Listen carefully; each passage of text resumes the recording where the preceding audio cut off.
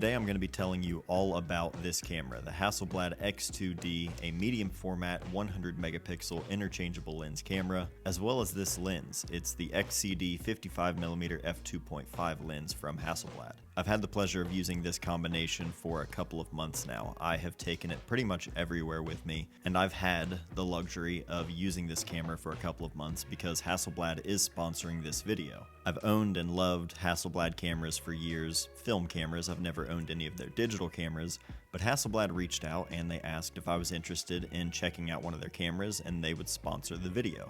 They sort of gave me the option. They said we could sponsor the video in the sense that we would pay you a sponsorship rate and you could try the camera out and then send it back, or you can just keep the camera. So this video that you're watching right now, in exchange for me making this video and posting it on my YouTube channel, I get to keep the camera. I'm not here to sell you this camera. I don't have affiliate links or commissions that I would make if anybody bought this camera. There's no way to track that. I'm not doing anything like that. All I'm gonna do today is share what I know about the camera, what I like about it, things that I love, things I really don't like, and that's it. So I just wanted to make sure everyone knew exactly what was up here. Enough with the disclaimer, there it is. Let's talk about the camera. This camera features a 100 megapixel medium format backside illuminated sensor with a native ISO of 64. You have RAW files with a 16-bit color depth along with 15 stops of dynamic range. You've got phase detect autofocus along with face detection if you're shooting portraits. You've got a 5-axis in-body image stabilization system giving you 7 stops of stabilization. The body is formed from a solid block of aluminum alloy, easily one of the sleekest and most well-built feeling cameras I've ever used. You've got a nice beefy battery that just slides into the bottom of the grip, which just fits perfectly. You can charge the battery using the USB-C port on the side of the camera. You can also use that port to transfer data or tether to your computer. And below that, you have a slot for your CF Express Type B card, which I don't use. I don't own one, and I haven't used one in this camera yet because it comes with 1 terabyte of internal SSD storage. Mark that one down. That's one of my favorite things about the camera, the built-in storage. I don't have a CF Express Type B card. This is the only camera I own that uses them, and I looked up online. They're kind of expensive. If I were shooting anything where I really wanted to make sure I had a backup and I could shoot redundantly that way, then yes, I would invest in getting one. I probably will at some point just to have for the peace of mind. But a couple of months with this thing, and I have not used it yet because the internal storage, I can shoot thousands of RAW files. 100 megapixel 16-bit RAW files, I can fit thousands on just the internal storage. So many times I have forgotten a memory card or I forgot to dump the memory cards. Just eliminating all of that with internal storage. It's one of the best things that you can have in a camera, especially a camera that you're just going to always have with you, which I think is one of the things that makes this camera really appealing. And I feel like I've read off enough of a spec sheet already in this video. This is not a new camera by any means. It's just new to me. So I want to focus on the key points of the camera, the main things that you're really going to benefit from the camera, but mostly what I really enjoy using this camera for and just some of the features that it has that maybe I wish other cameras would also have. And other things that other cameras have that this doesn't. No camera's perfect here. Let's talk about leaf shutters because that's one thing that this camera offers. With the native lenses, they utilize leaf shutters. If you're not going to be using a leaf shutter lens, if you're going to be adapting any lenses, or if for any reason you need to shoot with the electronic shutter, that is an option in here, but leaf shutters are a lot of fun. If you're using flash with a leaf shutter, you're going to be able to set your shutter speed as high as you can go on that particular shutter. You're not limited to a flash sync speed like you typically would with a focal plane shutter. Now, I had planned to shoot some portraits sort of demonstrating this for this video, and the plans had to move back, and due to timing constraints, I'm not able to put it in this video. The nice thing about me owning this camera is I can follow it up with more videos on this camera. So make sure anything you want to see on this camera, make sure you leave that in the comments. But soon we're going to be doing a video dedicated to just flash using this camera, specifically flash with leaf shutters to sort of demonstrate all of this in real time. In short, it's going to be really beneficial if you want to be able to control the ambient light outdoors. There are ways to work around the maximum flash sync on a camera, like high-speed sync. There are a lot of ways to work around that nowadays, but one of the benefits of a leaf shutter, not having to do high-speed sync, you can take a very low-power flash. You don't need anything powerful at all, but being able to speed up your shutter, you can actually use a very low power flash and still control ambient sunlight in your scene. Again, we'll talk more about it in another video. I really wish we could have fit it in this one, but things have been crazy. Another thing I really like about this lens, it has nothing to do with the shutter, it's just the focus ring. You're able to just take the focus ring and slide it forward, and that's going to jump you from autofocus to manual focus. You can also change this on the rear screen here, but being able to just pull this forward when I want to jump into manual focus just on the fly, it's just super handy. And I do find myself switching over to manual focus from time to time. This camera does have autofocus, and it is reliable. It does have phase detect autofocus, which is great, especially in a system like this, a medium format system. Face detection, when you're shooting portraits, it's really reliable as well. But sometimes in lower light, or if I'm shooting in a backlit scenario, sometimes the camera can kind of struggle in situations like that. And I find it to be just a little bit faster to not necessarily go through the whole hunting back and forth thing, and I just throw it into manual focus.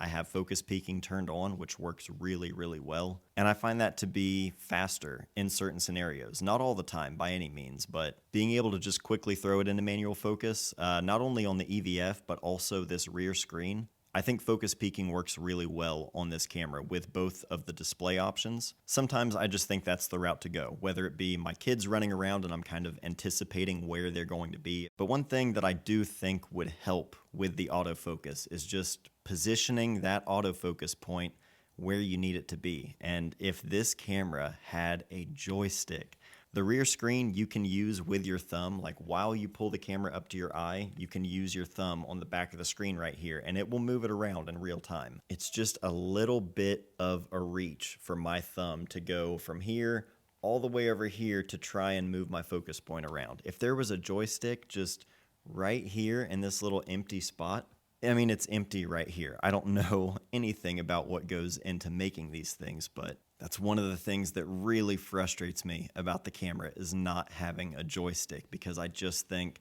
the grip is so good and it's so well balanced. Like when I have this camera with me, if I throw it over my shoulder, if I'm going on a walk, even if I don't see anything, I often find myself just grabbing the camera instead of just carrying it, over the shoulder and just holding it while I walk, because it just feels so good to hold in the hand. But when I need to move that focus point around, the lack of the joystick, Hasselblad, I promise in a future version of this camera, I think a lot of people would love a joystick as well. All of the other buttons, though, all of the dials, everything about it just feels so good and so well made. This little dial right here, which you can set to whatever you want on the lens, ISO, aperture, nothing.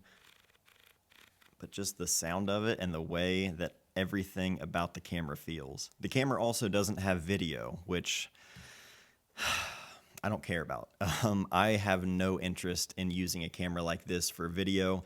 There are a lot of hybrid cameras out there, but I love when a photography camera is photography focused, and that's it. So the tilt screen as well. The tilt screen doesn't tilt down. It only tilts up this way. So you can use it for, kind of looking down, holding it like waist level, but you're not going to be able to tilt it forward for any sort of high up shots, which would be nice.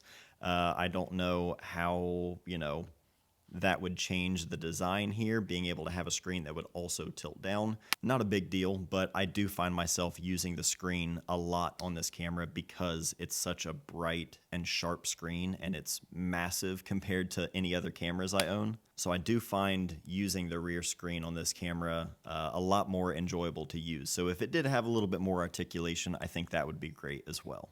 And also on that rear screen, I want to talk a little bit about the UI and just how everything looks and operates here, because it's all very similar to like a smartphone.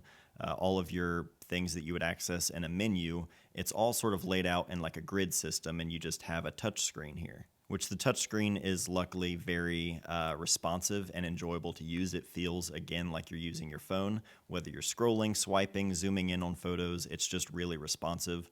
I typically don't like using touch screens for anything.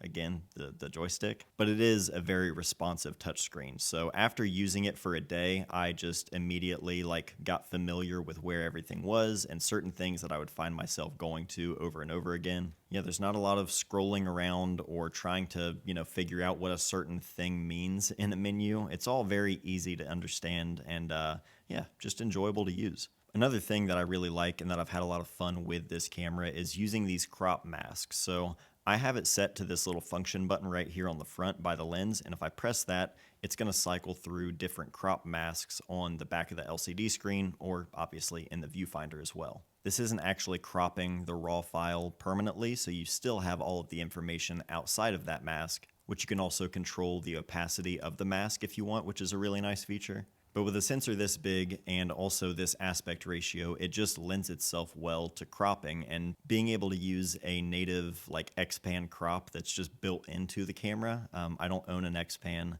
probably never will, but it's a lot of fun to just visualize with that in mind. And of course, there are other crop modes. The ones that I have selected to turn on and just cycle through, I have the X-Pan mode, 6x6, 4x5, and no crop, or 645. One thing I don't love about the camera is the fact that there's no official IP weather rating. So for any sort of weather resistance, to give you peace of mind knowing when you take this thing out in the rain or any kind of conditions like that, it's going to be fine. And there is nothing to sort of back that up. They've got little, rubber seals around the battery, the lens mount and everything. It's sealed up very well. Would I like it if there was just something telling me like, hey, you're good, don't worry about it?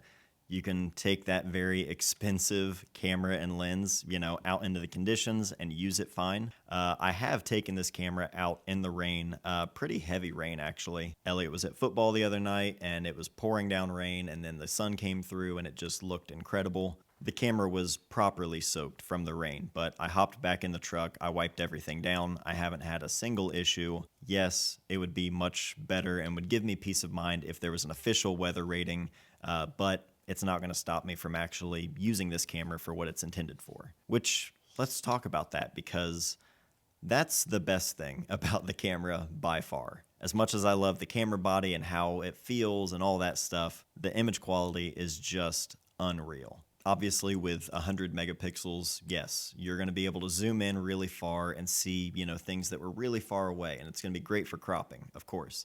The whole, high resolution thing, the gimmick of trying it out and then zooming in and you see it, that sort of novelty wears away pretty quickly as you start shooting higher resolution cameras. But the quality of the files from the camera in terms of their flexibility, their highlight retention as well, something that I think a lot of digital cameras really struggle with is that highlight retention. Shooting in insanely high dynamic range scenarios, these files just keep up and the colors are incredible. Anytime I make an edit on a digital photo, I usually use some sort of third-party profile, changing the color profile itself to give me something better to work with than just what came straight out of the camera, but that's not the case here. This is what Hasselblad calls their Hasselblad Natural Color Solution, HNCS.